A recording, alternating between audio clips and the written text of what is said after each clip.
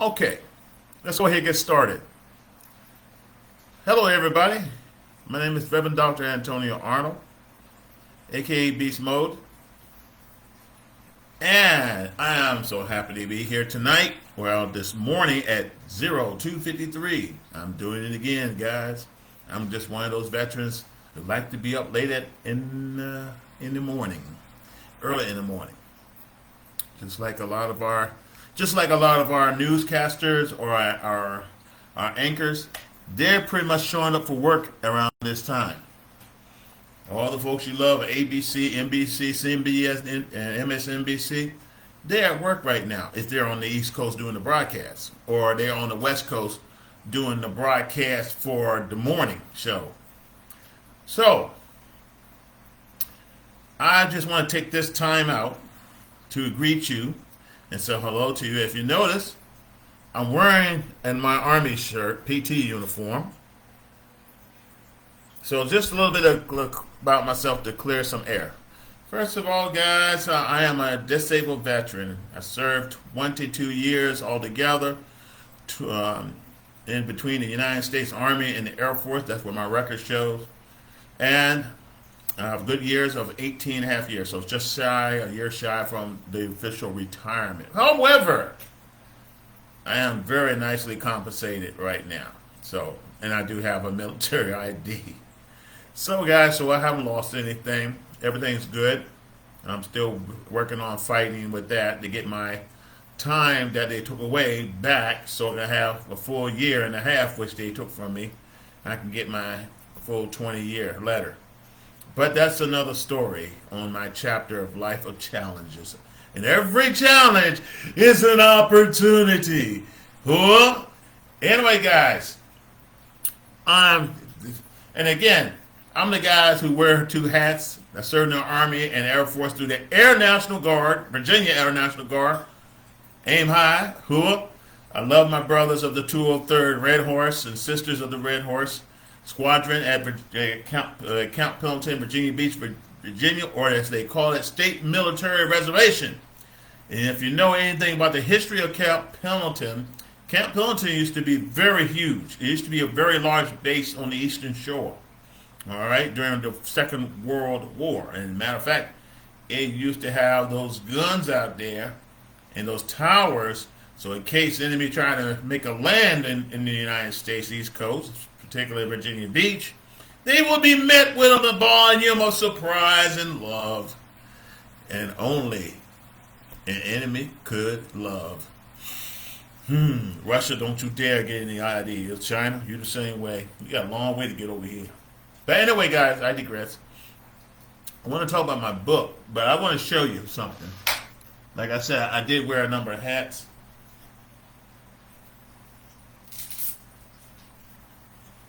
This one is you can tell it's been worn.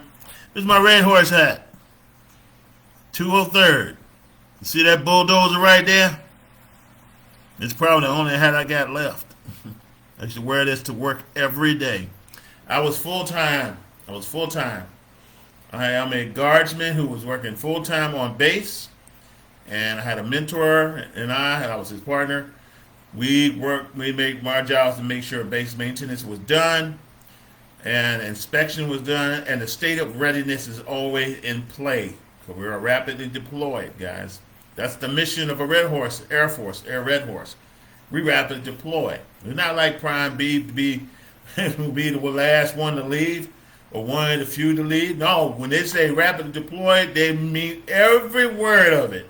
We go when the country needs us, or the Army needs us, or they need air support, or they need a base built. We can do, and that's our motto: can do. So that's one of my military history right there. Now, let me put on my other one. I was in utilities, civil engineers. This is my other hat from the Army. Yes, I have my jump wings on, as you can see.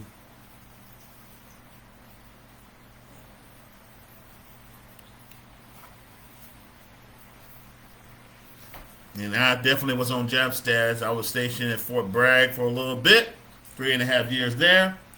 Enjoyed it. Worked with, just like my Air Force brothers and sisters, I worked with some great professionals of arms of all ranks, from the CG, which was a two-star general commander, to a E4. I mean, that's the lowest rank I ever worked with. But I worked with some great people who's about getting it done. And that's my habit. Get it done. But I just want to share that with you. I'm going to put my other hat on because the story I'm about to share with you covers both, okay? And if any of you have served in our armed forces, I first of all want to say thank you for your service. God bless you. I'm also been a pastor and minister, and I hold a number of credentials, guys, even to be chaplain, selected for the Army chaplain, done, and that was the end of after that was the end of my career, as far as the Army is concerned. Air Force was great. I was also in civil affairs specialist. I've done civil affairs work. I work on all different types of jobs. So if you look at my resume and my credential, it probably be very extensive. Plus my security clearance that I used to hold was very extensive. All right. So I better be careful. You never know when you get an asthma attack. But anyway, I just want to commemorate this cup to this event. Captain America, a patriot. I just want to share that with you. And this is one of the things I have earned for free. Actually, spending up at night waiting on a flash sale through another company that I've been part of, and that I'm part of a new company now. Coffee's still hot. This is high quality. Anyway, so let me take off this hat for a little bit. And anybody have any questions, you can ask me. If I've ever served in the infantry, yes, I serve in the infantry. I served in the infantry battalions, infantry brigades, infantry division, training divisions. I have done so. Went through infantry RLBC, 1-90. Any of my 1-90 brothers out there? Any of my 1-90 brothers from Fort Benning, Georgia? I was part of that battalion. Very few people look like me, that's for sure. I was enlisted, went through basic training, Fort Benning, Harmony Church, Sand Hill, Delta 6-1. All right. Had some great instructors. I'm telling you, drill sergeants know their stuff. Okay, and the infantry instructors at the time, they really know their stuff.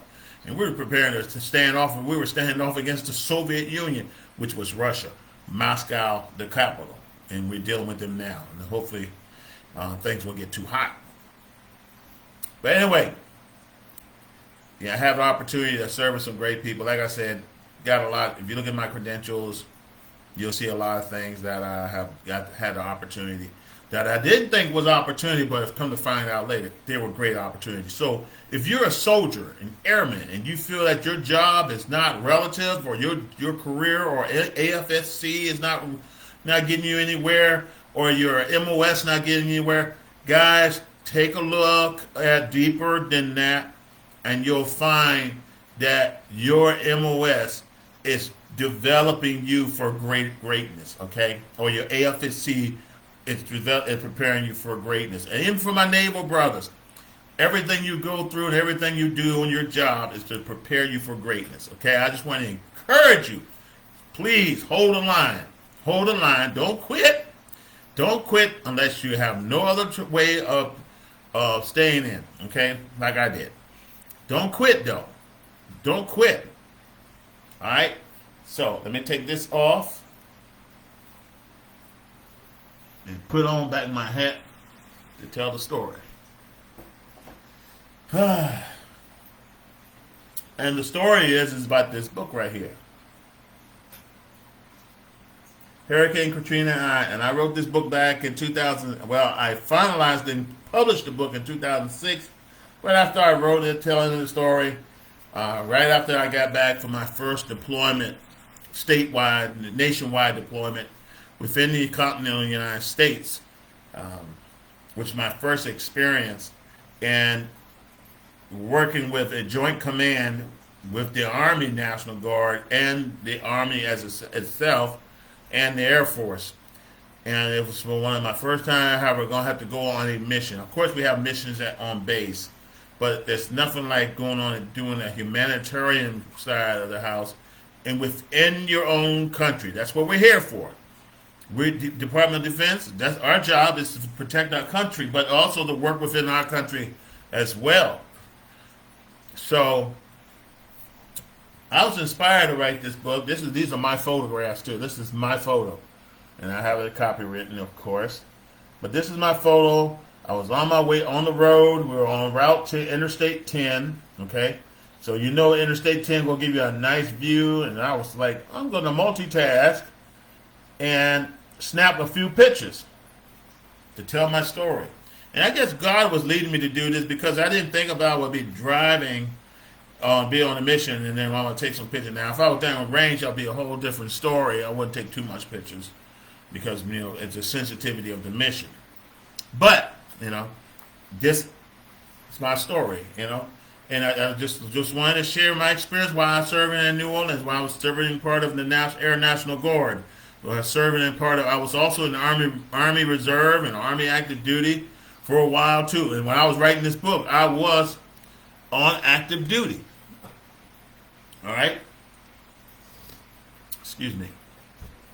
Got to get a recharge because I've been up all night. It's now 3 o'clock again, so I'll sleep late again.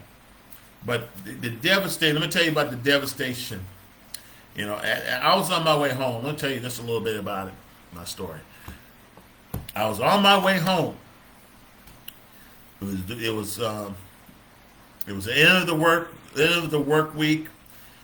Nothing really scheduled for the weekend, and I was on my way home. And to get home, I wanted to stop by to see my favorite dentist to get my teeth done. Okay, which is a beautiful benefit of being an active duty. You have dental benefits, but I just wanted to see my dentist right at home. So I drove all the way from Camp Pendleton, Virginia Beach, State Military Reservation, back to Petersburg. Stopped by Colonial Heights. Stopped by the dental office, and I told my wife I'm going to see her in a few once I get my teeth done. Now, I already saw things unraveling in New Orleans as the storm was progressing. It devastated part of Florida, and it exploded from a Category 3 to a Category 5, and it wreaked havoc in the Gulf Coast, and it made landfall. Nobody had any idea what's going to happen next. I have no idea what's going to happen next. I asked my NCOIC, I said, hey, boss, are we going to, are y'all going to be, do I need to stay, or do I need to head home, or do I need to just stay and wait? He said, no, they got nothing here. There's nothing on the pipe. Nothing in the pipe. We'll let you know. We'll call you. I have my cell phone with me, too. So I got to the dental office. I was laid on a chair like this, mouth open, getting things done, getting my teeth clean, getting all the flossing, and putting make sure my cap is straight because I put a new cap in. And I get a call and say, "Hey, boss, hey, what's going on? How you doing?" All right, he said, "Okay, you got your stuff still packed?" I said, "Yes, I always got my stuff in my ready bag ready to go." Well, okay, I'm going to need you to come back, return to base. You're deploying, you're tagged, you're it. All right? Okay, roger that.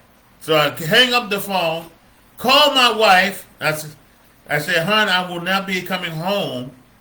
And I'm real close to home. I said, I will not be coming home because I got to turn around and head back to base for a state of emergency. So, still in uniform, mind you. Tired, ready to kick my shoes off and relax. That ain't gonna happen. So, about an hour and a half later, I arrived back at the base, and there are other people assembling. Okay, and I knew exactly what to do, so I started grabbing equipment. First of all, I had to go and get it signed for a vehicle. All right, come to find it. Then to throw my vehicle, and I noticed that my vehicle's being loaded. I make sure everything was tight, all the connects were tight. Make sure I got the keys. I was signing for everything, because it was my mission. It was my mission. Okay, I had the superintendent, who was the E8, the squadron commander, and his vehicle. And except this time, I'm not riding with I'm not their driver, because I'll be driving my own vehicle with all my stuff. So I had to tie a hitch to the rope view, because I had to, of course, the rope view was on standby, ready to go. Latched in. I had to do an inspection. I had to make sure my personal belongings were on the deuce and half. And then next thing I know, I was supposed to get on an automatic with an automatic transmission, but I found out we got an airman later on. They chose an airman to drive who don't know how to drive a stick shift, because I was going to delegate it to him. But so fortunately for me, I know how to drive a stick shift. And it was the stick shift I'll never forget. So everybody was in air conditioning but me and a friend of mine. And then my friend, he was just as happy as the Jaybird to go. And I hope he's watching. Anyway, so we're loaded up. All equipment. I'm pulling 5 tons, and plus I got 4 tons right on the back of it, of my deuce and half. And it was the 1988 deuce and half, one of the old ones, Vietnam style. And I was just stick shifting and driving that thing. With the clutch. I tell you one thing, if you really want to drive a stick, and you have to just drive. Drive like you have to drive. That's the only way you're going to really go. I went through the training. I went through all the scenarios to be certified driving a deuce and a half. And, man, that bad boy will beat you up if you're not strong enough. So I have to be strong. I have to be focused. So I drove, I don't know, it was over 1,800 miles. I drove up to Stanton, where we linked up with the MPs, National Guard, Army National Guard MPs, which was another great group of folks. And later, behold, my vehicle broke down. Had some engine trouble. Didn't have a radio, had my cell phone, which is a trip. They should have gave me a radio. And we had to get the vehicle towed. We had our own tow vehicle. Thank the Lord for that. So I was riding. So I had to ride with the MPs, a partner and I. Great guys. They've been to Iraq. A lot of them been to Iraq, downrange to Iraq fresh, and back home. And they were just telling me their experience. And then when I got to the place, it's like, okay, it's another story, But anyway, the great bunch of guys. They're young. They're hyped. They're all on fire, and they're ready to get this mission done. I mean, that's how we roll. That's the way we armed military are. We ready to roll on a moment's notice. We don't care what it is. We just want to go. You give us a call, we're going to do it, because it goes right into boom to our training. Our training is the key. So we, drove through. I drove up that thing and mountain, the stick shift, and all that stuff. And then after the thing went bad, I had to fix it. It wasn't with the clutch or anything. It was something else. But we got to Mississippi, and I slept outside in Mississippi. And I'm telling you about a long drive. Where's my 88 Mike brothers and sisters at? Y'all know what I'm talking about. Everybody who been on a convoy, y'all understand what I'm talking about. You take a bottle of Coke and part of water that you have. You don't even have time to stop. 1,800 miles, you ain't stopping nowhere. We made one stop in Mississippi. Finally made it on it. Gone through Interstate 81. I'm not going to go too much detail because I want you to read the book. But long story short, we only have one chance to take a shower. They made a deal with the hotel. I thought we were going to stay, but no, tonight, take a shower, hygiene, personal hygiene, because we have, all other soldiers with us, Army people as well. It was just us few airmen, and we were signed with the Army, big Army, as far as the Army National Guard goes. So we're still on point of mission, took a shower, got a chance to experience air conditioning for a moment, and then head back out to our vehicles and get ready to Charlie Mike on. And we were able to move on till we got to southern Mississippi. Oh no, I forgot what state it was. Oh, northern Louisiana and England Air Force Base. That's where our rally point. Every National Guard unit on the planet was there. Every DOD was there. I mean, 1st Cav was there. 82nd Airborne was there. I mean, units that I thought would even consider doing any type of mobilization was there. It was the point of the entire United States woke up to help itself. And you know how the United States is. We go out there and do whatever our foreign policy is. We go and take action based on our foreign policy and our trade and our interests. Our interest is trade. Like right now, the Red Sea is trade, and that affects our economy. The South China Sea, that affects our economy. Everything that affects our United States economy. Anyway, I'm not going to go there.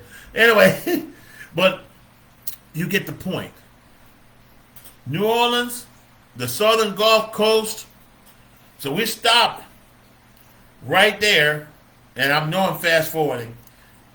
At this Air Force base it's recently, not too long ago, closed down. Beautiful Air Force base. I'm sorry to look at it and see it's closed, and I wouldn't mind being stationed there myself. So we had to sleep outside, and it was all this area where used to be ordnance, staging area for ordnance, like explosives, bombs, missiles. We just had to stay in that area and bivouac out in the open in that area. And you know what? When it gets dark, it gets dark. I thought I was back in the infantry, huh? When you got to go and use the latrine, if you have little porta parties, you better have a good phone and a flashlight, because you got all sex in there, and you don't walk and step on somebody. So you out there laying on the ground sleeping just like a grunt. And I'm an airman. Airmen don't sleep on no ground. We sleep on cots. Roughing is sleeping out in the cot. With a tent with air conditioning. That's roughing it. Thank God I've been a soldier first, so because I was used to it. I'm already accustomed to it. My brother, he was like, man, I hate life. Anyway, so fast forward, we got to our destination, set up Camp H2O, and I had to pull all my equipment. I have temper tents. I was responsible. These are my equipment. 2 temper tents, full temper tents. They're mine. What else? Hot water M80 boiler. M80. Hey, y'all know what those of you who are old like me, you know what an M80 boiler is, right? 2. Not 25 Ks. 2 generators. 2 HVAC units. What else? Shower unit. And a latrine unit. That's all. I signed for every last. I've been trained on them. And that was my responsibility. So as a plumber, utility, water. Oh yeah, the rope U2. Reverse osmosis water purification unit. I had millions of dollars worth of equipment on my head, plus the vehicle. I was responsible for that. I'm an E5. Yeah, I was E5. But I was sharp, I was a grunt first, remember? So I understand responsibility. Plus I was an officer at one time. So we had the base set up. Of course, everybody pitched in, which was good. We're a team. Set up our cots. And I had a whole bunch of cots that I signed for, too. So I distribute those cots. I had to keep a count. Set up the rope to deliver water, 600 gallons for the community, for the base supply, because we have a base. We have like a Harvest Falcon or a Aurora or a Harvest Eagle. But I think it was more like a Harvest Falcon because it was small. I was running lines and setting things up. And I was making networking too because we had a unit from the Air Force, another Air Force unit, Air Force Reserve. They guys are satellite. They the communication guys. I love them too. They gave us internet. I love it. My phone was back on. I was watching the internet. They gave me the codes. It was great, man. It was great. We made it work. We made Camp H2O work. And we had to go on missions. And I'm going to tell you something. It's not always, I'm not going to talk too much about it because I don't want to cry. And there ain't no wrong with a grown man crying. But if you see what I see, guys, you definitely will cry. You smell what I smell. I think that's why I got anxiety real bad because if I smell a certain smell, it's going to set me off. It's going to set me off. It's going to set me off. Imagine your city devastated with a nuclear bomb or a tidal wave and it's total destruction. Imagine your city. Imagine your towns completely wiped off the planet. Imagine that. Imagine seeing your favorite interstate bridge washed out. Your railroad washed out. I mean, the forces of God is powerful, man. You know, earth, wind, and fire, and water ain't nothing to play with. It's just like it's just like a military operation took place and just totally devastated the place, except it was done by water. Totally devastation. Total devastation. The smell you'll never forget. Never mind. I'll skip that one. But you have to read my book to understand that. The markings on the wall. And heavens for think I'll tell you, this is the first time I experienced, and I have a great respect for law enforcement, state law enforcement, local law enforcement from all over the country, federal law enforcement, all mobilized in that spot, that area, in that Gulf Coast area, because the damage and destruction was so huge.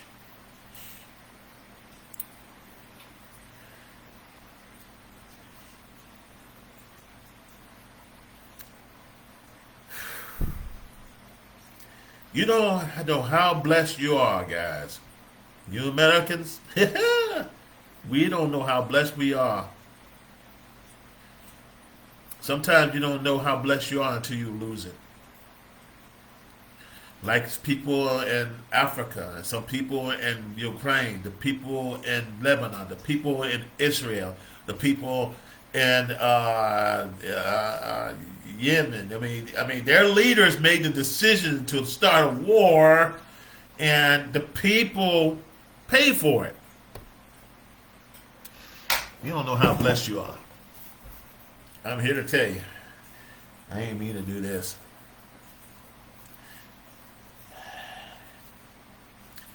You know what, too? It's one of the hardest things to do is to write it down. Because I cried the whole time writing it down. You just don't know how blessed you are, sons and daughters. Y'all complain, murmur and complain, and y'all don't understand how good you have it. I hate this, and I hate this politician, I hate this leader. You don't know how good you have it. It could be gone overnight, guys. What you're talking about is irrelevant. And I'm quite sure many of my brothers and sisters have been in areas that's been totally devastated can understand. Anyway. But I just thank God. I have the opportunity to serve in law enforcement as a federal officer through the Department of Justice and federal prison later on. I mean, those guys work. I mean, the ones in the prison had to move folks out of harm's way, and that's a lot. That's a job in itself.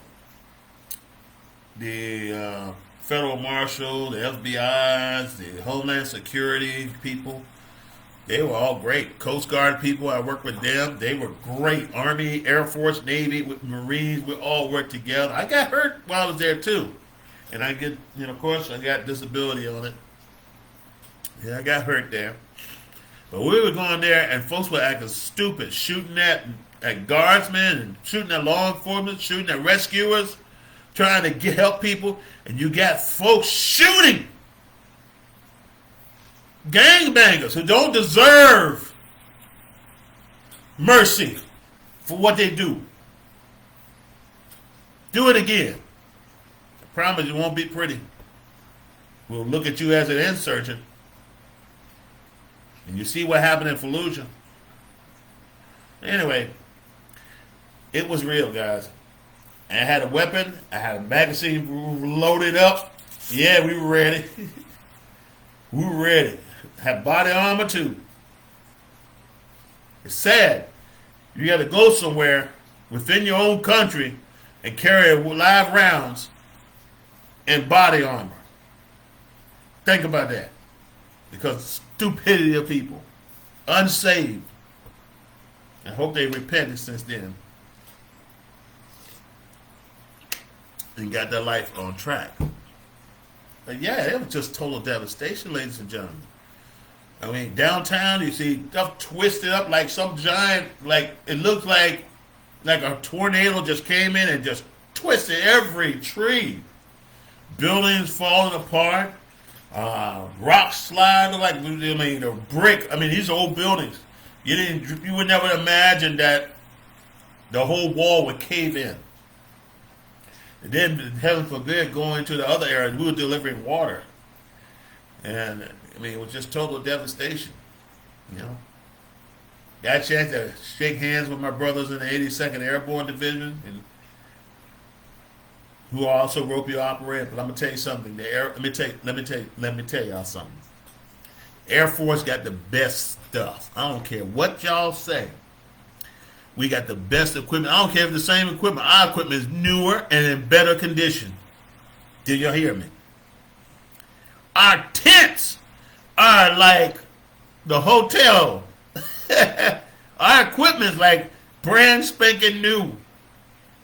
I go over there to the shower unit. I see why people are breaking down the door to get to my shower unit, right?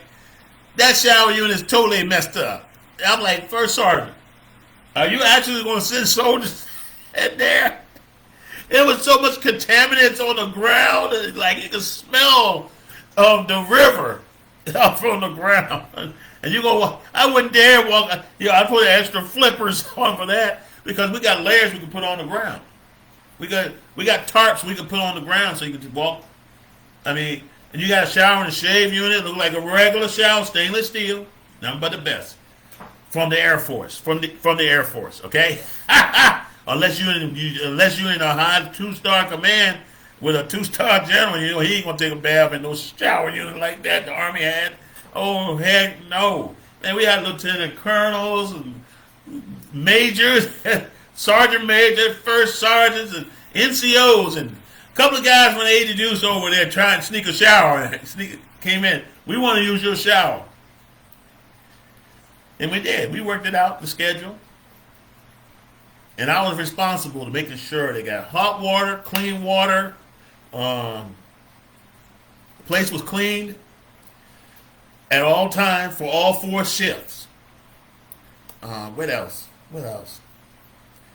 It was a job, man. I love it. If I have to do it again, I'll do it again. I'll do it again. I love my country that much. I love what I'm doing. I love the uniform. I love them both equally.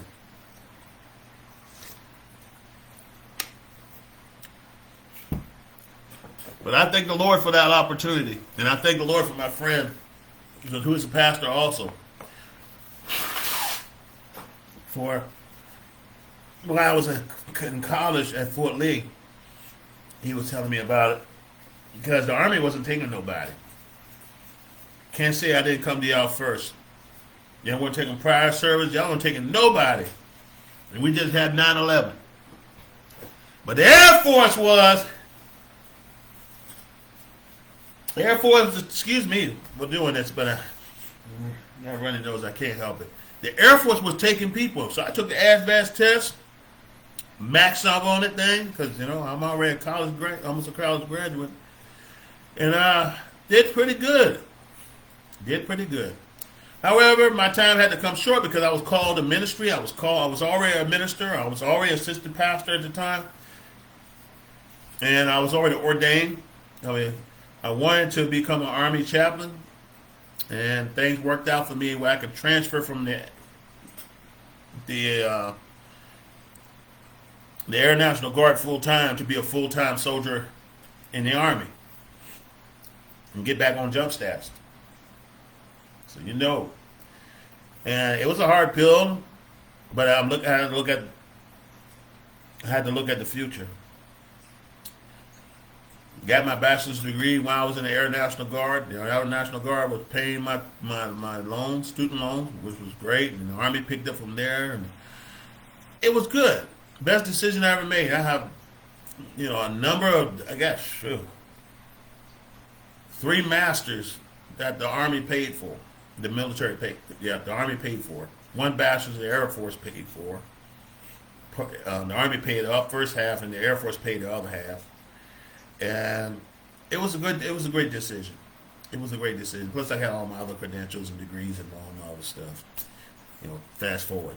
But I'm telling you, it changed my life, changed the way I think. Like I said, I cried the whole time writing this book because, memories. I'm quite sure if anyone who served downrange, sharing their story. It's not thick books, it's very short. It's very short. But I just want to share my story. Got some pictures in there. And I just want to tell a little bit of my life why I'm still here. I want to tell a little bit of my life from a military perspective when I have the opportunity to do so. Because once I'm gone, perhaps this book will live, and the story will live on. That's my hope. That's my hope. I wrote this book. My wife proofread it, so she basically helped co-author the book too. I should have gave her credit. But this is definitely my testimony. There's some repercussion that will come. God showed me that they're going to come to the United States and, the city of New York. I think and come to fast forward, it already happened. It already happened. So prophecy fulfilled. I'm not a prophet. Not a prophet. All the prophets have already spoke in the scriptures. But yes, guys,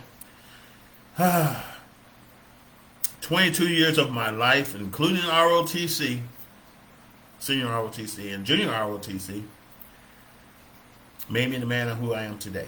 And now, yes, I look old, not young and pretty, and poor and muscular, but I'm happy with the decisions I make. And guys, please support my other books. We Are Living in the Finished Work of Christ. Breaking away the chains of the bondage of the tradition of the church. And there's a lot of folks who are putting folks in bondage. They are in a cult. They're pagans. There's a lot of pagan worship in the name of Jesus. I'm here to tell you, if you sit down with your Bible and you listen, and you see that they're acting like a bunch of pagans. They're not acting like Christians. They're not worshiping. And you'll find a lot of people been stonewalled and manipulated, and their money been taken. And I've seen a lot of folks lose homes and broken marriage all because of foolishness. But I thank God I'm so mature that you can't beguile me that easily. I'm not going to do it. But get these books, guys. God blessed me to write these books. And I wrote them all when I was on active duty. Got them published when I was on active duty too. And that goes to show you can do all things through Christ which strengthens you. You can do it. I was working 12 to 15-hour shift. I had to do additional duties from time to time. And I was totally exhausted. And I got to do it again for weeks. That was part of the job, I would talk to my boss when they went downrange to Qatar and to Arab Emirate and to build bases in the Air Force for the Air Force. Man, they were working 18-hour shifts. So, hey, I ain't got no excuse. That's just the way of the job. When I used to do patrols for the infantry, we'd be on the move for hours, day, hours on, for hours. You see the sun go up, you start your movement, or you go on your road march, you saw the sun go down, and next thing you know, it's 9 o'clock. And then you got to clean weapons and put equipment away. Or you go out, you're out there for days on end. You don't know when you come out, you come back home, go back in, you still got to turn in equipment, you got to turn in heavy equipment or vehicles or armored vehicles. And you got to have accountability before you're free. Then you got to get yourself cleaned up. And prayerfully, you're off that day. That way you can rest up a little bit. If not, you got to start all over again. Formation in 2 hours, 3 hours, give or take. That's how it was. And some people, it's a little tougher, but I made it through, guys. I made it through. If you're in an ROTC, or you want to be a commissioned officer, ROTC is great. But also direct commission. If you already got a degree, you call to be a chaplain or a dentist or a nurse, get that direct commission. If you got a law degree, get that direct commission. Don't play around. Go to OCS. Or just if you already been prior service, get that direct commission. I did. But get these books, guys. These books will tell you my story. Okay, and I have another one in my heart, but I really want to push to get these out because I've been sitting on it for years. I've been trying, but now I'm trying a different way. And this time it's going to work. It's not a number one seller, but I'm telling you, it's worth a number one seller. It is worth a number one seller. I'm here to tell you. And guys, my brothers in the Red Horse, love each and every one of you. God bless you. And I really appreciate the opportunity to serve with each and every one of you. All my commanders, I pray y'all send me an email when the next Red Horse event in August coming this year. I want to come up and say hello and see some of my old heads and some people who've been there before me or after me. It's all good. That way we can share stories.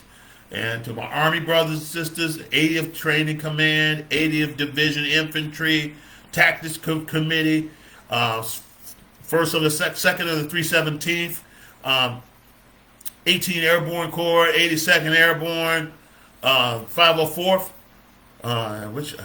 What else? My brothers are Delta 6-1s. I can't remember the other one.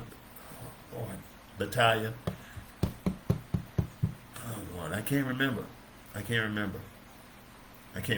It's been a long time. 4th Platoon, where you at? The Rock Platoon.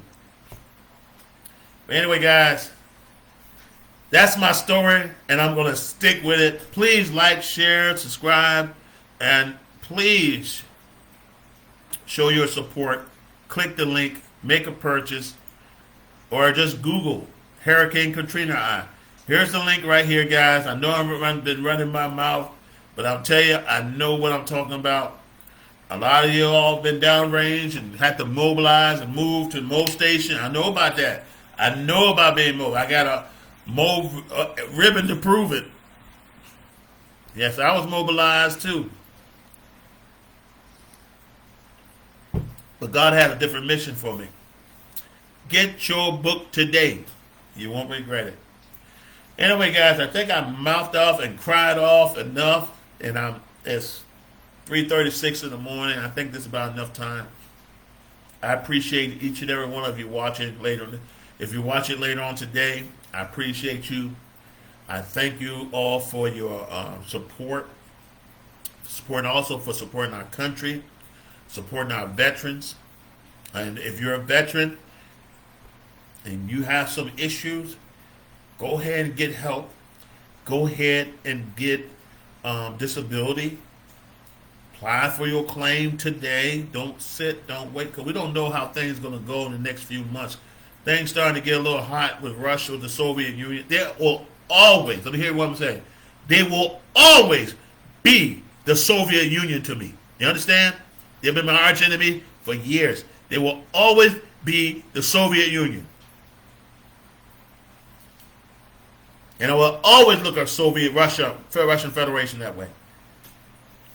So anyway, keep an eye on things. Stay on watch.